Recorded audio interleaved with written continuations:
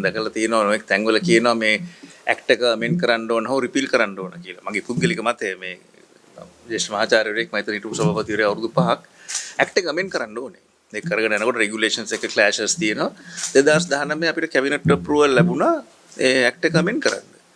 2020 වෙනකොට අපි 160ක් මේ ලීගල් ඩ්‍රාෆ්ටින් ඔෆිස් එකත් එක්ක ඉවර කරලා තිබුණේ. ඇක්ට් එක අමෙන්ඩ් කරන එක. යම් කිසි දැනක ලීගල් ඩ්‍රාෆ්ට්මන් ළඟ ඇති මෙන් කරපු ප්‍රෝග්‍රස් එක මම ඉතාමත් ගෞරවයෙන් ඉල්ලා සිටින්නේ ඇක්ට් එක ආරක්ෂා කිරීම තමයි මම හිතන්නේ ලංකාවේ පබ්ලික් හෙල්ත් උදෙසා අත්‍යවශ්‍ය දේ.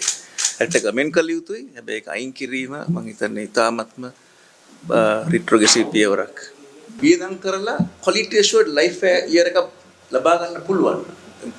මට ජස්නීපයක් තියෙන hypertension කියන්නේ මගේ යම්කිසි ට්‍රීට්මන්ට් එකක් දෙනවා කැන්සර් කියන්නේ මට කැන්සර් එකක් තියෙනවා ඒ කැන්සර් එක වෙනුවෙන් 3 times GDP කියන්නේ $1,000 වියදම් කළා මගේ ජීවිතේට quality assured life එක 1 year ගන්න පුළුවන් quality life has to be quality health has to be purchased නේ WHO says it's cost effective but හැම රටේම ඒක අපේ රටේට ඊට වඩා අඩු ලෙවල් එකක් තියෙනවා we haven't done that yet.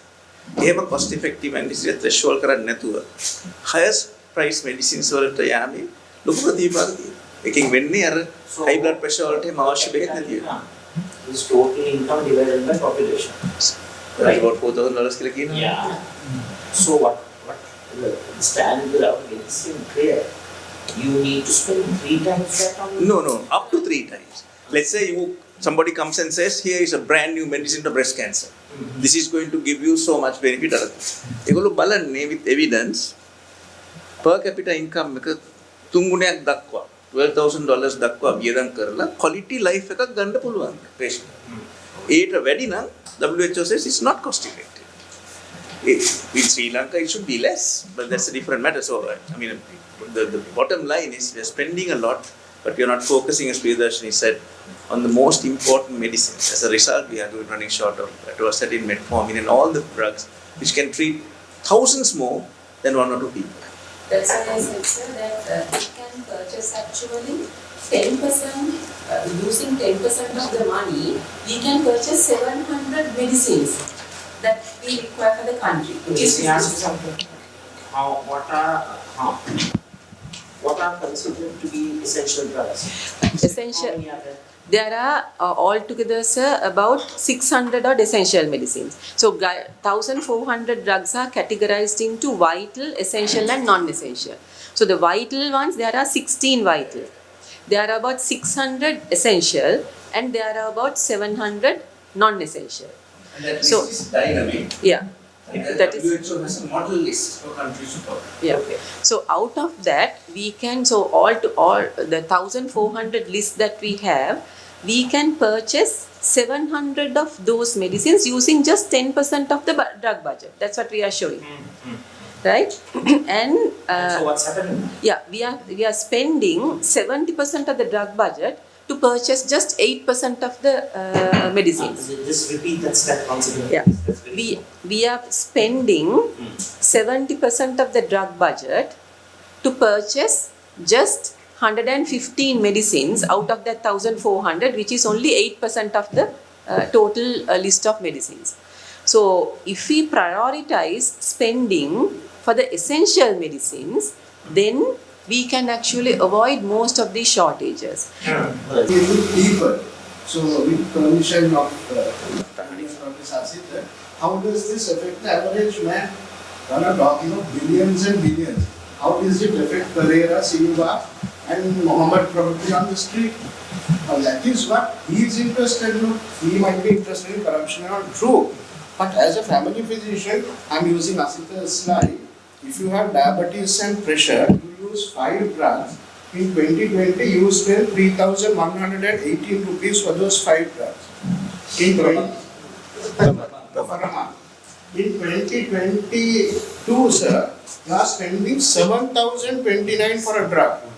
125% increase. So, sir, if you are giving 3,000 rupees and you can control diabetes now, if you give even 7,000 quality drugs, that's a huge problem of quality also. We spoke about price and accessibility and all. There is no lab which can test this. People are donating drugs, but nobody wants to donate a lab to test the drugs. What I'm saying is, if you don't control this, we are asking you 7,000 rupees now to treat diabetes and hypertension. In 10 years' time, another lot of people will come and ask another lot of you for ventilators, for wards, for MRI machines, for dialysis machines, because all these complications are going to come in 15 to 20 years. So you will be, your health budget, you can't even comprehend, and we are a free health service. So you have to look at a lot of other mechanisms that you have to deal with it. So please don't forget the Mohammed Perra and the Silva in the street with all your billions of rupees. This guy has to pay 125% more. I don't know Mohammed and Silva. My salary has been, I had to pay 30, now I get about 200,000, 36,000 tax deducted. I'm finding it difficult to buy my father's and mother's medication per month. So you just that multiply by about 15 million. So this is the grievance, this is the concern. And as politicians, I think either party are duty bound to address this. So you can put in big system corrections and do that. But what's the guy on the street asking you? How am I to get 4,000 rupees? This story. I have this slide with me, Sasita's slide, I can share it with you. Yeah, so this story. So, now government wants to sort of reinvent the wheel, repeal all legislation, which will make the situation worse. But some of the obvious steps now, for example, I was told by one of you that under the NMRA Act, Professor of Pharmacology has not been appointed for years. So, I mean, huh? Yeah. Sorry? Yeah. Now actually I have been appointed. Yeah. Now I have Yeah, been but appointed. I mean, so Yes. those are very simple administrative steps which can be taken. You don't need to throw the baby away with the bathwater, repeal all legislation. So like that, there are some very simple administrative steps which cumulatively will result in a substantial improvement of the situation. No? All the facts, such as if relevant drugs are registered in other countries, or their registration with relevant company. Now the board of directors can't do all this, and they don't have the expertise also. There is a process of evaluation of these, which is not for the board to do. So what the secretary has completely misunderstood the process, I think. On the other hand, He says the board of directors of the NMRA has the authority to grant permission for the importation of drugs that are not approved by expert committees. yes, Or the board of directors can't become the expert committee. that's the problem, sir. It's the expert committee that should validate the drug. Yes. Especially when the expert committee, the board of directors is treasury nominee, lawyer. And in fact, it had come to a situation where the expert committee has sometimes rejected the drug, but the board has approved. And then in contrast, this is a press release issued by the chairman NMRA, Professor S.D. Jayaratne, and this says how it is registered. ඉහත ආකාර දෙකෙන් එක් ආකාරයක හෝ ලියාපදිංචියක් නොමැති ඖෂධ ශ්‍රී ලංකාවට ගෙන්වීම කළ නොහැකිය. So it has to be registered. And then it says ඒකෙම කියනවා කිසිදු අවස්ථාවක ඖෂධ මිලදී ගැනීමේ ප්‍රසම්පාදන ක්‍රියාවලියකට හෝ ඖෂධ ආනයනය කිරීමේ ක්‍රියාවලියකට NMRA ඍජු මැදිහත් වීමක් හෝ දායකත්වයේ උපදේශනයක් නැත. දැන් මේක වැරදි රෙජිස්ටර්ඩ් නැති එකක් ගෙන්නන්න බැරි නම් කොහොමද කියන්නේ NMRA එකට මේ ඉම්පෝට් කරන එකට ඍජු මැදිහත් වීමක් නැහැ කියලා. It is the NMRA approved drugs only which can be imported, which is, and he says so in his press statement. And ඊට පස්සේ ඒක contradict කරනවා. ඊට පස්සේ කියනවා සෞඛ්‍ය අමාත්‍යාංශ විසින් කරන ලද නිර්දේශයක් මත මේ 109න් ගේන්න පුළුවන්. මෙම අවස්ථා දෙකදී ආනයනය කරන ලබන නිශ්චිත ඖෂධ ප්‍රමාණය කළමනාකරණය සහ වගවීම සඳහා අදාළ ආනයනයකරු බැඳී සිටින බව NMRA regulations වල තියෙනවා කියලා. එතකොට දැන් මේ waiver of registration යටතේ ආනයනය කරන්නේ සෞඛ්‍ය අමාත්‍යාංශය. SPC එකෙන් තමයි ආනයනය කරන්නේ සෞඛ්‍ය අමාත්‍යාංශ යටතේ තියෙන ආයතනය. එතකොට මේකේ තියෙන ප්‍රශ්න තියෙන්නේ දැන් මේක තමයි SPC එකේ ස්ටෑන්ඩ් එක. එතකොට දැන් ප්‍රශ්නේ තියෙන්නේ ඊළඟට NMR එකේම කියනවා මේ සමහර ඖෂධ ක්වොලිටි එකට නැහැ කියලා. එතකොට ඒක වග කියන්න ඕනේ එහෙමනම් ස්පීසි එක සහ සෞඛ්‍ය අමාත්‍යාංශය. දැන් මේකේ මේ ටයිම්ස් එකේ ප්‍රොෆෙසර් ජයරත්නත් එක්ක දෙවිච ඉන්ටර්විව් එක තියෙනවා. ඒකේ කියනවා මේ බුපුවකේන් කියන ඖෂධය මේක මේ පත්තරේ තිබිච්ච එක තියෙන්නේ the assay showed that there was a very small problem with the glucose level in the excipient. මේ බුපුවකේන් කියන්නේ මේ නිර්වින්දනය සඳහා භාවිතා කරන ඖෂධයක් anesthetic drug එකක්. හැබැයි ඒක ඊට පස්සේ කියනවා ප්‍රෙස් රිලීස් එකේ කියනවා මේ බුපුවකේන් ඖෂධය කෙසේ වෙතත් මෙම ඖෂධය සම්බන්ධ රසායනාගාර වාර්තා ලැබීමෙන් පසුව පැවති අවදානම් මැගීමේ කමිටුවේ නිර්දේශය මත අධිකාරිය විසින් ඖෂධය භාවිතයෙන් ඉවත් කරන ලදී. දැන් අර කලින් පත්‍රයට කියන්නේ එතුමා කියන්නේ මේ very small problem in the glucose level කියලා. නමුත් ඒක භාවිතයෙන් ඉවත් කරන තරම් බරපතල ප්‍රශ්නයක්. ඉතින් ඒක තමයි තියෙන ප්‍රශ්නේ මේ WOR එකට report ගෙනාවහම. ඒතර ඊළඟට අපි දැක්ක පහුගිය දවස්වල expert committee report එකක් ආවා මේ සිද්ධීන් ගැන වාර්තා කරන්න. දැන් මේ expert committee දාලා තියෙන්නේ ප්‍රොෆෙසර් ප්‍රියදර්ශනිත් එක මෙම්බර් කෙනෙක්. මේකේ expert committee අපි දන්න විදියට අහපු විදියට terms of reference වල තියෙනවා මේ due to allergies වෙච්ච ඒවා තමයි බලන්න කියන්නේ. දැන් ඒ කමිටුවෙන් කියනවා සිද්ධීන් 15ක් පිළිබඳ ඒගොල්ලන්ට වාර්තා කරා කරුණු දුන්නා. ඒ වයින් ඇලර්ජිස් සම්බන්ධව විතරක් බලලා දෙන්නෙක් මැරුණේ ඇලර්ජිස් වලින් කියලා කමිටුවෙන් කියනවා. එතකොට ප්‍රශ්නේ තියෙන්නේ ඊටු 13ට මොකද උනේ? අනිතික රෙෆරන්ස් කරන්න බෑනේ ඇලර්ජිස් කියලා. ඒක තමයි ප්‍රශ්නේ. Then you have to come to a conclusion. Exactly. Yes. Oh. You have to say, look at the causes. Causes. Yeah, Yes. Yes. එතකොට මේක ඇයි මේ සීමා කරලා දෙන්නේ? දැන් ඇත්තටම ඔක කලින් ඉතින් ওই දෙන්න නැති උනේ ඇලර්ජිස් වලින් කියන එක සාමාන්‍යයෙන් ස්පෙෂලිස්ට්ලා දන්න දෙයක් ඒක. එන්න කලින්. එතකොට ඒක දැනගෙන ඉඳ දෙක දුන්නේ. Yeah, if I am to explain that, actually that was a terms of reference given to the committee that to look into the allergic reactions. So that is wrong. Yeah, so therefore that is and that You is have why allergist specialist is appointed to the committee as to chair as well as an international committee, international expert on allergy. No. So- So you have to examine Yeah. the causes of death. Exactly. So Oh. You can't come to a predetermined concrete. You have come to a predetermined conclusion. Yes. yeah, so what was done? I am saying because I was a member of that committee. So what? Yeah, so in the terms of reference, in the letter that was given to the committee, it said clearly said to look into the allergic reactions and submit a report. So therefore, we looked at perused the reports that were there, and then selected the allergic reactions and then gave a report on that. But It was 2 of them. 2 out of 6 cases, they were But, yeah. deaths. There were deaths. And then there were not complete reports of the analysis was not there. There was one. But there were 15 instances. 15 instances, 15 various these adverse reports problems reported. Out of those 15, there were 6 which could be categorized as due to allergic reactions. එතකොට මේකට අයිති වෙන්නේ නැහැ අර මේ නුවර මැරුණ අර pregnant අම්මා සීස කළා මැරිච්ච එක්කේන අර හර්නියා එකක් ඔපරේට් කළා මැරිච්ච ප්‍රින්සිපල් ඒගොල්ලෝ මේකට අයිති වෙන්නේ නැහැ මොකද ඒගොල්ලෝ මැරුණේ ඇලර්ජිස් වලින් නෙවෙයිනේ. ඒතර ඒගොල්ලෝ මැරුණේ කොහොමද කියන එක කියන්න කමිටි එකට අවසර දුන්නේ නැහැ. ඒක බලන්න. One more thing, doctor, in that it says comprehensive quality testing report of the suspected drug were not available at the time of this report. What does that mean? Yeah, that means the quality tests now, or these, there were 6 instances of allergies.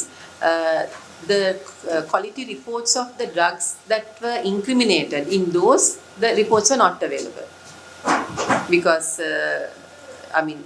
it takes time to test quality, and then, but there was one report, and that actually said that there was a quality failure in one of the reports, which we have given actually in the report itself. But other ones, the quality test was not available. So we went with the signs and symptoms. Yeah, no. Now, we looked at the definition of anaphylaxis according to the international criteria, and then we looked at the incriminated drug. Again, there are WHO criteria to determine the causality. So according to evidence-based methodology, we looked at whether out of these medicines, how many were due to allergies, and then so 6 were due to allergies, and those 6 we looked at whether the responsible drug caused it according to WHO criteria. So that's what we did. And ඒතර ඒක දෙකයි ඒ කියන්නේ ඒ වාර්තා කරපු 15 අවස්ථාවන් 15. ඒතර අනිත් මරණ ගැන මුකුත් කියන්නේ නැද 15ම ඩෙත්ස් නෙවෙයි. නමුත් සමහර ඩෙත්ස් ගැන මොකක්වත් වාර්තාවක් කියන්නේ ඒක මිදියට අවසරයක් නැහැ. ඊළඟට සාර කලින් කතා කර මම හිතන්නේ ප්‍රොෆෙසර් අසිත පටන් ගත්තේ මෙන්න මෙතනින් මේක මම හිතන්නේ ගොඩක් වැදගත් එකක් මේක සෞඛ්‍ය ඇමතිවරයාගේ මේ ට්වීට් එකක් තියෙනවා had a productive meeting with the president on few issues reform is imperative given the free rein that chaos enjoys in the form of those who have ill political intentions.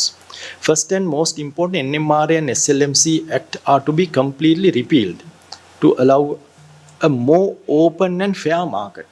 මේක ඇත්තටම ඉතාමත්ම භයානක statement එකක්.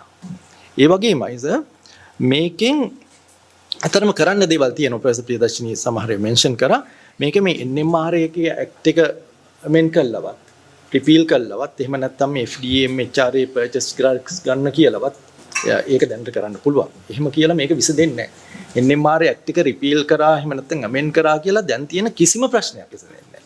මේ වෙලාවේ තියෙන කිසිම crisis එකකට ඒක හේතුවක් නෙවෙයි. NMRA ඇක්ට් එක ගැන මෙයා කරා. එතකොට ඇත්තටම ඕන වෙන්නේ දැන් කලින් ප්‍රොෆෙසර් ප්‍රියදර්ශිනී කියපු විදිහට මේ implementing properly the provision in the act is the most urgent requirement. ඒක තමයි අවශ්‍ය වෙන්නේ. ඔඩිටර් ජෙනරල්ගේ රිපෝට් එකේ තියෙනවා ඇත්තටම මේ ගැන මේකට හේතු. මේ තියෙන ප්‍රශ්නෙට හේතු තියෙනවා ඔඩිටර් ජෙනරල්ගේ රිපෝට් එකේ. ඒතකොට ඒකේ කියනවා although the exchange deficit significantly impacted the availability of medicines in the immediate term, poor planning of annual orders, non-compliance with the procurement schedules, lack of coordination between the relevant state institutions, lack of regular monitoring, poor utilization of IT systems were the main contributors. ඒතර මේකේ නෑ NMR එක කියලා. ඉතින් ඒක සම්පූර්ණ වැරදි ইনফර්මේෂන් මත මම හිතන්නේ ජනාධිපතිතුමා කියපු දෙයක් කියලා තමයි අපිට තේරෙන්නේ. ඊළඟට ප්‍රොෆෙසර් ප්‍රියදර්ශිනී ප්‍රොෆෙසර් අසිතත් කියපු විදිහට අපිට පුළුවන් මේ ඩ්‍රග් බජට් එක අඩු කරන්න. both in state sector and private sector. ඒතර මේකට cliniciansලා මේකට සම්පූර්ණ උදව් කරන්න කැමති ඒක කරනවා නම්. දැන් උදාහරණයකට මේ ABC analysis කියන එකේ ගන්න උඩින්ම A කියලා ගන්න වැඩිම වියදම් යන ඩ්‍රග්ස් ටික. ඒතර මේ ඩ්‍රග්ස් වල තියෙන ඔන්කොලොජි කැන්සර් බෙහෙත් පහෙන් දෙකක් ඔන්කොලොජිස්ලා කියනවා අත්‍යවශ්‍යව නෙමෙයි කියලා. නමුත් වැඩි ඒක කියනවා වැඩිම වියදමක් යන ඩ්‍රග්ස් ඔන්කොලොජි කැන්සර් ඩ්‍රග්ස් පහෙන් දෙකක් ඔන්කොලොජිස්ට් කියන අවශ්‍ය නැහැ කියලා. නමුත් ඒක ගෙන්නනවා. ඉතින් එතකොට මේ වගේ ලොකු වෙනසක් කරන්න පුළුවන්. දැන් මේ ABC එකේ වැඩිම වියදම් යන කැටගරි එකේ තියෙන තව එකක් විටමින් C.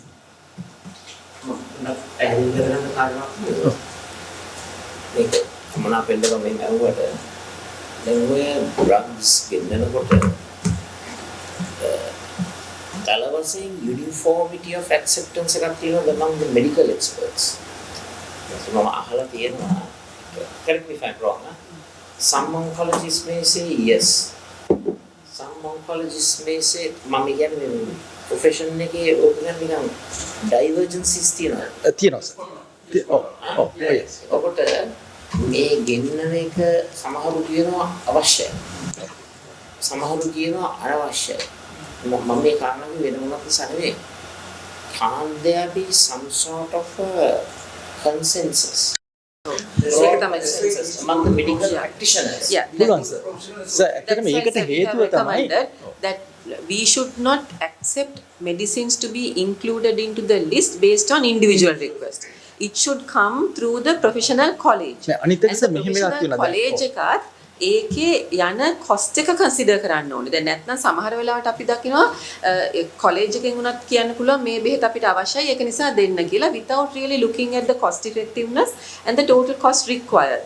ඇත්තට මේකට හේතුව සර් දැන් සර් කීප එක හරියටම හරිද ඒකට හේතුව අපි මෙච්චර කල් මේ ඉකොනොමික් ක්‍රයිසිස් එක එනකම් අපි මේ යන cost එක ගැන හිතුවේ නැහැ as clinicians. අපි දැන් මේ බෙහෙත දෙන්න මේකට දෙන්න පුළුවන් නම් අපි ඒක ඉල්ලනවා.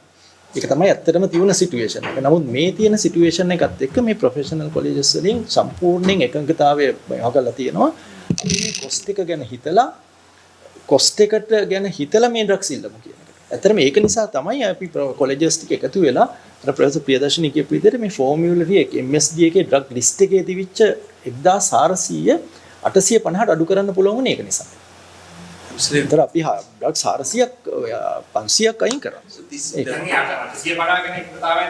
පැහැදිලිව.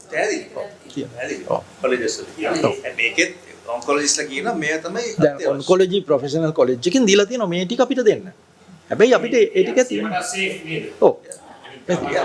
මෙඩිසින්ස් ඕඩර් කරනකොට මට පේන දේ ලේ පර්සන් කෙනෙක් හැටියට මේ මෙඩිකල් එක්ස්පර්ට්ස්ලා නොවන බියුරෝක්‍රැට්ස්ලාටයි පොලිටිෂියන්ස්ලාටයි තමන්ගේ අභිමතයේ පරිදි මේ මෙඩිසින් එක ගෙන්නන්න ඒකට සෙක්ෂන් 109 පාවිච්චි කරන්න දෙන්න බෑ. හරිනේ? ඔව්. Actually, this crisis, if I can say, this is a terrible situation. This is a good opportunity to reset from. Yes. If you look at it, reset the whole thing. Do the right thing here.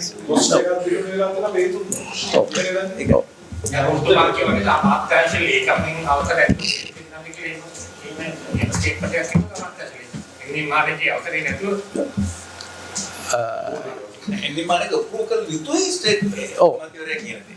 මාත්‍රයා කියන්නේ එන්නිමාරේ අන්න එක තමයි. ඔව්. මේකේ පැහැදිලි slogan එක මොකක්ද දන්නවද? එන්නිමාරේ ඇක්ට් එක. කියන්නේ ජාතික වෛද්‍ය ඖෂධ නියාමන අධිකාරී පනත සහ National Medical Council ඇක්ට් එක නේ. ජාතික වෛද්‍ය සභාව ශ්‍රී ලංකා වෛද්‍ය සභාව ඇක්ට් එක මේවා අහෝසි කිරීම කෙලින්ම සේනක විදුලේ ඖෂධ ප්‍රතිපත්තිය ආපහු කරවලා කෙලින්ම ඖෂධ මාෆියාවට තන දෙන්නට පිඹුරුපත් සකස් කරන වැඩසටහන. ඔක තමයි ප්‍රධාන දේ. ඒකට can I also interject 1 second? Yeah, sorry. මේ සාකච්ඡාවේ මුලදී අපි ඉතා කෙටියෙන් සාකච්ඡා කරා මේ software එක පිළිබඳව. මේ පිළිබඳවත් අපි ආංශික කාර්ය සභාවේ සාකච්ඡා කරා. ඉතා කෙටියෙන්. තත්ත්වය තමයි කියමුකෝ උදාහරණයක් වශයෙන් ගාල්ලේ කරාපිටියේ ස්පිතාලෙට මොකක් හරි අවශ්‍ය නම් ඒක තව ස්පිතාලයක ළඟ තියෙනවා නම් කියන්නේ මාතර වෙන්න පුළුවන්. තියෙනවා නම් දැන් අර software එක අප්ඩේට් කරපු නැති නිසා ඒක පෙන්වන්නේ නැහැ. Then they will allow the director at Karapitiya to do a emergency, local purchase emergency කියලා. Paying market rates. මම මේක පොඩ්ඩක් පැහැදිලි කරොත් Now sorry go on. දැන් මේකේ සිස්ටම් එකක් තියුණා MSD එකේ නෙට්වර්කින් සිස්ටම් එකක් තියෙනවා මේන් හොස්පිටල් සහ රීජනල් මෙඩිකල් ස්ටෝර්ස් දක්වා මේ කනෙක්ට් කරපු සිස්ටම් එකක්. එතකොට දැන් මම කිව්වොත් මගේ ෆාමසිස්ට් මේ බෙහෙත නැහැ කියලා එයාට පුළුවන්කම තියුණා කම්පියුටර් එකේ බලන්න කොහෙද ඒක තියෙන්නේ කියලා එතනින්ම through ඉන්ටර්නෙට් එකේ ඕඩර් කරලා ඒක ගෙන්න ගන්න. ඒක සමහරලාට අපි ඇම්බියුලන්ස් එක ගෙන්නලා සමහරලාට අපි අවිස්සාවිලට යවලා ගෙන්න ගත්ත වෙලාවල් තියෙනවා බෙහෙත්. හැබැයි දැන් ඒ සිස්ටම් එක හොඳ මදි කියලා දැන් අලුතෙන් එකක් දැම්මා. ඒක අලුත් එක වැඩ කරන්නේ නැහැ. අලුත් එක වැඩ කරන්නේ නැහැ හරියට. ඒකේ ප්‍රශ්නය මේසගේ හරියටම හරි. ඒක තමයි ප්‍රශ්නේ. ඉතින් දැන් ඒක නිසා කොහරි නැහැ කිව්වහම බලන්න තැනක් නැහැ. ඒතකොට කියනවා ලෝකල් පර්චේස් කරන්න. ඒතකොට මාකට් රේට් එකට ළඟ තියෙන එකකින් ගන්නවා. Because we had to fix the governance issue. No? 109 and all, it's very clear what's happening and we don't approve of it and all. So if it's working perfectly, NMRA approves all the drugs. Without NMRA approval, right, a drug is not really qualified to be brought in. Then the medical supplies division actually does the procurement. SPC. So medical supplies division orders. So SPC does it. So SPC does the procurement. SPC directors are appointed by the minister. Right? Okay. Then the medical evaluation committee is appointed by whom? Yeah. Who appoints? The minister appoints. So they evaluation committee is appointed by the NMRA. NMRA. Okay. So NMRA approves the drugs. NMRA puts the committee. So look at it like this: in a perfect world, that works. In a perfect world. Okay. Right. Then my next question is, I'm asking this because he raised the issue of public trust has been lost. So public trust has been lost for sure in politicians. goes without saying. But public trust is being lost in the medical profession as well. Okay? Who is actually responsible? Now we have a situation that has got to this. Kehelia Rambukwala is the new person in the chair. If I put it like that, and that's why we are moving a no confidence motion against him. But I'm talking more from a system change point of view. We know this act, NMRA Act, is new. Maybe it can be tightened, but the Medical Council Act is more than 100 years old. You see, more than 100 years old. And the reason I'm asking it is, we don't want to maintain the status quo either. We want actually a systemic change. We want politicians out of it.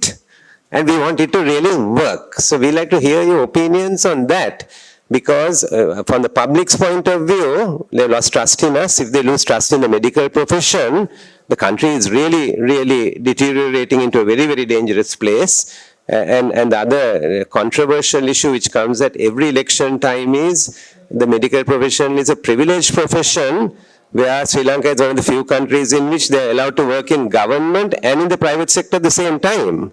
You see, so this question comes in every election, right? This is being debated by candidates and then questions are being asked. And so we'd like to hear your views on these governance issues. පැහැදිලි කිරීමක් කරන්න ඇත්තටම මේ සෞඛ්‍ය අර්බුදය පිළිබඳව සමගි ජන බලවේගය හැටියට ගරු සජිත් ප්‍රේමදාස මැතිතුමාගේ නායකත්වය තුළ අපි පුළුල් අධ්‍යයනයක් කළා.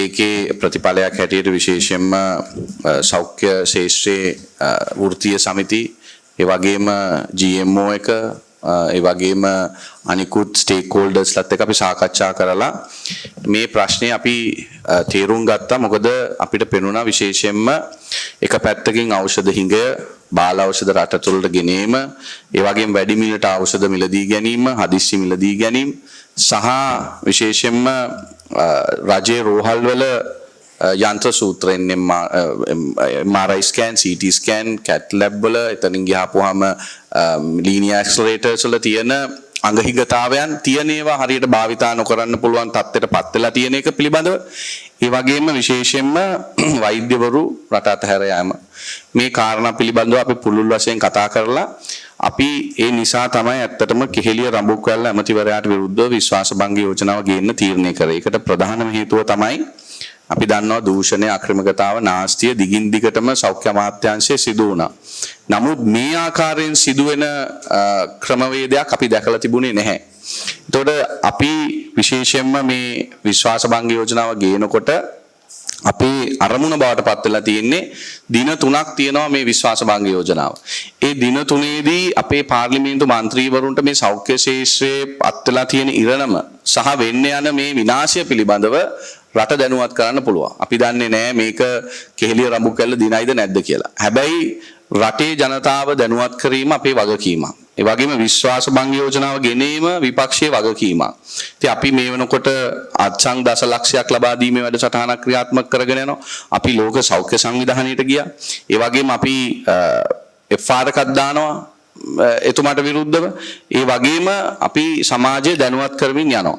ඉතින් අපි ඉල්ලීමක් කරනවා විශේෂයෙන්ම සෞඛ්‍ය ශාස්ත්‍රයේ ඉන්න මහාචාර්යවරු, ආචාර්යවරු හැටියට ඔබතුමාලට මේ කාර්යවේදී අපිට සහයෝගය ලබා දෙන්න, ඔබගේ දායකත්වය ලබා දෙන්න, ජනතාව දැනුවත් කරන්න, මේකට මැදිහත් වෙන්න, මේකට වෙනුවෙන් පෙනී හිටින්න. මේකට දේශපාලන අරමුණක් නැහැ. මොකද මේක අපි යුතුයකමක් හා වගකීමක් හැටියට රට වෙනුවෙන් කරන්නේ. අපි මේක කරේ නැත්නම් අපි සියලු දෙනාටම මේකේ අත් වෙන ඉරණම ඊටමත් පැහැදිලි. ඒ නිසා මම ඉල්ලීමක් කරනවා නැවත වතාවක් ඔබ සියලු දෙනාටම ස්තුතිවන්ත වන අද දිනේ පැමිණීම පිළිබඳව, ඒ වගේම මේ කාරණේදී විශේෂයෙන් පාර්ලිමේන්තු මන්ත්‍රීවරු දැනුවත් කරන්න. මොකද අපේ පාර්ලිමේන්තු මන්ත්‍රීවරු දන්නේ නැහැ මේ වෙන්නේ මොකද්ද කියලා. ඒ අය වෙනත් දේශපාලන කෝණ වලින් බලනවා. සමහර වෙලාවට ආණ්ඩුව ආරක්ෂා කරන්න බලයි, සමහර වෙලාවට තමන්ගේ පාර්ලිමේන්තු සගය ආරක්ෂා කරන්න බලයි. හැබැයි අපේ අරමුණ තියෙන්නේ අපිට ඇමතිවරයා එක්කවත් කායකවත් පෞද්ගලික තරහක් නැහැ. නමුත් මේ තුල මේ රටේ වෙන්නේ මොකද්ද කියන පිළිබඳව, විශේෂ සෞඛ්‍ය ශාස්ත්‍රය පිළිබඳව අපිට දැනුවත් කරන්න පුළුවන්. අද දින ඖෂධ නියාමන අධිකාරී පනත සහ ශ්‍රී ලංකා වෛද්‍ය සභා පනත පිළිබඳව සාකච්ඡා කරන්නට මේ අවස්ථාවට සහභාගී වුණු සියලුම වෛද්‍ය ශාස්ත්‍රයේ ඔබ සැමට අපේ ස්තුතිය සහ ප්‍රණාමය පුද කර සිටිනවා. ඔබගේ කාලය විඩංගු කරලා විපක්ෂයේ විධායක සභාව හමුවට ඇවිල්ලා විශේෂයෙන්ම සෞඛ්‍ය ශාස්ත්‍රයේ පිළිබඳව ඉතාමත්ම වැදගත් යෝජනා අදහස් නිගමන අපට ඉදිරිපත් කරන්නට කටයුතු කිරීම පිළිබඳව බොහොම පැහැදිලි අපිට පෙනෙන ආකාරයට වර්තමාන රජය සෞඛ්‍ය අමාත්‍යවරයා සෞඛ්‍ය ලේකම්වරයා ප්‍රමුඛ සෞඛ්‍ය අමාත්‍යාංශය මේ රටේ සෞඛ්‍ය ශාස්ත්‍රය හිතා මතාම කඩාවැට්ටවීමේ මහා ජාතික කුමන්ත්‍රණයක හවුල්කරුවන් කොට්ටාසයක් බවට කටයුතු කරනවා. රජයේ උත්සාහ දරනවා ඖෂධ නියාමන අධිකාරී පනත සහ වෛද්‍ය සභා පනත සහ මුලින්ම ඉවත් කරන්න. අපි විශ්වාස කරනවා කාලානුරූපව සංශෝධන ක්‍රියාත්මක වෙන්නට ඕන. ඒකට අපි හැමෝම එකගයි. නමුත් සම්පූර්ණයෙන්ම මේ අනපනත් ඉවත් කරනවායි කියන්නේ නැවතත් වරක් මේ රටේ ඖෂධ මාෆියාවකට ඉඩ ප්‍රස්තාව ලබා දීලා විවිධ බහුජාතික ඖෂධ සමාගම් ප්‍රමුඛ ජාත්‍යන්තරයට අපේ රටේ ඖෂධ ප්‍රතිපත්තිය හැසිරවීමේ බලය ලබා දීමක් හැටියටයි අපි දකින්නේ. මේ මොහොත වෙන විට සෞඛ්‍ය ශාස්ත්‍රයේ බරපතල ව්‍යසනයක් සිදු වෙමින් පවතිනවා. විශේෂඥ වෛද්‍යවරුන් ඇතුළු වෛද්‍ය ශාස්ත්‍රය රට අතහැර යනවා. රටට අවශ්‍ය නිර්වින්දන වෛද්‍යවරුන්, ළමා රෝග විශේෂඥයින්, ඒ වගේම හෘද රෝග විශේෂඥයින් ඇතුළු විශේෂඥ වෛද්‍ය කොට්ටාසය බුද්ධි ගලණය හරහා රටට අහිමි වෙමින් පවතින තත්ත්වයක්. ඒ දේ සිදුවෙන අතරතුර අපේ රටේ ඖෂධ හිඟයක් ඇති වෙලා තිබෙනවා. හැම රජයකම වගකීම තමයි දරාගත හැකි සාධාරණ මිලකට ගුණාත්මක භාවයෙන් ඉහළ ඖෂධ සැපීම.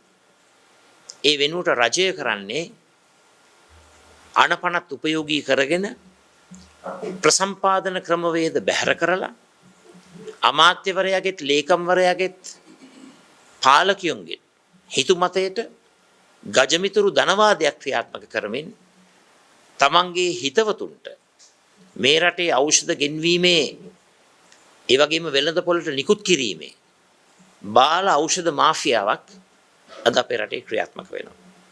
මේ මාෆියාව අපි අනිවාර්යයෙන්ම පරාජය කරන්නට ඕන. මේ රටේ ජනතාවට අවශ්‍ය ගුණාත්මක භාවයෙන් ඉහළ ඖෂධ ලබා දෙන්නට අපි හැමෝම කැප වෙන්නට ඕන. විශේෂයෙන්ම මේ දූෂිත ක්‍රමවේද අපි පරාජය කරන්නට ඕන. මේක මහජන දේපල රටේ සල්ලි ජනතාවගේ සල්ලි මංකොල්ල කෑමක්. මේ රටට අත්‍යවශ්‍ය බෙහෙත් ටික ගෙන්නන්නට බලධාරීන් කටයුතු කරන්නේ. අත්‍යවශ්‍ය සහ අත්‍යවශ්‍ය නොවන බෙහෙත් ඔක්කොම ඖෂධ ඔක්කොම එක ගොඩකට දාලා මේ රටේ ජනතාවගේ මිල මුදල් නාස්ති කරන වැඩසටහනක් අද රජයේ ප්‍රමුඛව ක්‍රියාත්මක වෙනවා. මේ අපරාධය අපි වහා නවත්තන්නට ඕන. මේ දූෂණය, වංචාව, හොරකම අපි නතර කරන්නට ඕන. විශේෂයෙන්ම මේ රටේ වෛද්‍ය ශාස්ත්‍රයේ බරපතල උපකරණ හිඟයක් තිබෙනවා. ඒ වගේම වැදගත් උපකරණ රාශියක් ක්‍රියා විරහිත වෙලා තිබෙනවා. CT scanning machines ඇතුළු MRI machines ඇතුළු මේ උපකරණ ගණනාවක් ක්‍රියා විරහිත වීම තුළ මේ රටේ ජනතාවගේ ජන ජීවිත අනතුරටපත් වෙලා තිබෙනවා. එවන් තත්ත්වයක් තුළ අපි විශ්වාස කරනවා මේ රටට දේශපාලන බෙහෙදයකින් තොර විනිවිද භාවයකින් යුක්ත වූ ඊ타ත්ම කාර්යක්ෂම ජාතික සෞඛ්‍ය ප්‍රතිපත්තියක් අවශ්‍යයි. මේ ජාතික සෞඛ්‍ය ප්‍රතිපත්තිය ක්‍රියාත්මක කිරීමේදී සම්පූර්ණයෙන්ම දේශපාලකයන් බැහැර කරලා රටේ ජාතික සෞඛ්‍ය අවශ්‍යතාවය කේන්ද්‍ර කරගත් ක්‍රමවේදයක්, ව්‍යුහයක්, ඒ වගේම වැඩපිළිවෙලක් අපිට අවශ්‍යයි. ඒ උදෙසා පාර්ලිමේන්තුව හරහා කරන්න තිබෙන උපරිම අරගලය අපි ක්‍රියාත්මක කරන්නට බලාපොරොත්තු වෙනවා. විශේෂයෙන්ම සඳහන් කළ යුතුයි මේ අවස්ථාවේ අපි ප්‍රගතිශීලී නූතනවාදී විපක්ෂයක් හැටියට රජයට ධනාත්මක සමාවෙන්න රටට ධනාත්මක රටට අගයක් එකතු කරන හොඳ ව්‍යාපෘතිවලට අපේ උපරිම සහයෝගය ලබා දෙනවා. ඒ සහයෝගය ලබා දෙනවයි කියලා අපි අගමැති ඇමති රාජ්‍ය ඇමති නියෝජ්‍ය ඇමති තනතුරු ඉල්ලගෙන තනතුරු හිඟමනේ යන්නේ නැහැ. ඒ යුතුයකම අපි ඉෂ්ට කරන්නේ රටේ ලක්ෂ 220ක් ජනතාව වෙනුවෙන්. අරගලයකට පසුව බංකොලොත් භාවයකට පත් වුණු රටක අපි දැනගන්නට ඕන අලුත් විදියට හිතන්න. යම්කිසි පාලන අධිකාරියක් හොඳ දෙයක් කළොත් ඒ හොඳ දෙයට සහයෝගය දෙන්නට ඕන. ඒ සහයෝගය ලබා දීම තනතුරු ලබා ගැනීමට කේවල් කරන්නට හොඳ නැහැ. හැබැයි අද අපිට පෙනෙන්නට තිබෙනවා රටට සිදුවෙන හොඳ දේවල් ඉතාමත්ම අවම මට්ටමක තිබෙනවා. විශේෂයෙන්ම සෞඛ්‍ය ශාස්ත්‍රය ගත්තොත් මේ රටේ සෞඛ්‍ය කඩා වැටීමට ජනාධිපතිවරයා ප්‍රමුඛ සෞඛ්‍ය අමාත්‍යවරයා ප්‍රමුඛ මුළු ආණ්ඩුවම වග කියන්නට ඕන. මිනිස්සු මරණ මංචකය කරා ගෙන යන ආණ්ඩුවක් එක්ක අත්වල බැඳ ගන්නට අපි කිසිසේත්ම සූදානම් නැහැ. විශේෂයෙන්ම ගෝඨාභය රාජපක්ෂ ජනාධිපතිවරයා රාජ්‍ය සේවකීන් විදේශගත වීම සඳහා ලබා දුන්නු අවසරය අලුත් ජනාධිපතිවරයාට බැරි වුණා. විශ්ලේෂණයට සමාලෝචනයට ලක් කරලා ඔහුට දුරදක්නා නුවණක් තිබුණා නම් මේ බුද්ධිගලණය අවම කරන්නට ඒ ගෝඨාභය රාජපක්ෂ ප්‍රතිපත්තියට යම්කිසි සංශෝධන ගෙනෙන්නට තිබුණා. වෛද්‍යවරුන් අපේ රටට 800ක් 1000ක් වෛද්‍යවරුන් සහ විශේෂඥ වෛද්‍යවරුන් අහිමි වුණයින් පස්සේ රටට නැති වුණයින් පස්සේ දැන් ගේනවා නීති රීති විවිධ තහංචි තමයි. ඉතින් විශේෂයෙන්ම මම කියන්න කැමතියි අස්වැසුම වැඩසටහනේ හරියට බිම් මට්ටමේ අවබෝධයක් නැතුව තමයි අස්වැසුම ක්‍රියාත්මක කරේ. ඒ වගේම තමයි අද රටේ සෞඛ්‍ය ශාස්ත්‍රය විනාශ කිරීමේ ව්‍යාපෘතිය රජය ක්‍රියාත්මක කරන්නේ. ඒ නිසා රට බංකොලොත් භාවයට පත් වී තිබෙන මොහොතක ඉවක් බවක් නැතුව ඖෂධ නියාමන අධිකාරියේ 109 වෙනි වගන්තිය උපයෝගී කරගෙන ලියාපදිංචියෙන් තොර බාල ඖෂධ ගෙන්වන ඒ බාල ඖෂධ මාෆියාවේ කොටස්කරුවන් බවට අද රජයත් සෞඛ්‍ය අමාත්‍යවරයාත් සෞඛ්‍ය ලේකම්වරයාත් හවුල් වෙලා තිබෙනවා. ඒක මම බොහොම පැහැදිලිව කියනවා. මේක මහා ජාතික අපරාධයක්. මේක ඛේදවාචකයක්. මේ දූෂණය වංචාව හොරකම අපි පරාජය කරන්නට ඕන. ඒ සඳහා මේ රටේ සියලුම ජනතාවත් සමග පෙළ ගැස්විලා විශේෂයෙන්ම අපි ක්‍රියාත්මක කරන්නට බලාපොරොත්තු වෙන විශ්වාස භංග යෝජනාව සාර්ථකව ක්‍රියාත්මක කරන්නට අපි බලාපොරොත්තු වෙනවා. පාර්ලිමේන්තුවේ 225ට සිද්ධ වෙනවා බොහොම පැහැදිලි තීන්දුවක් ගන්න.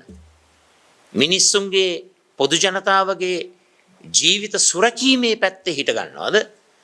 එහෙම නැත්නම් බාල ඖෂධ මාෆියාව හරහා මේ රටේ ජනතාව මරණ මංචකේ කරාගෙන යන කණ්ඩායමත් එක්ක හිට ගන්නවද?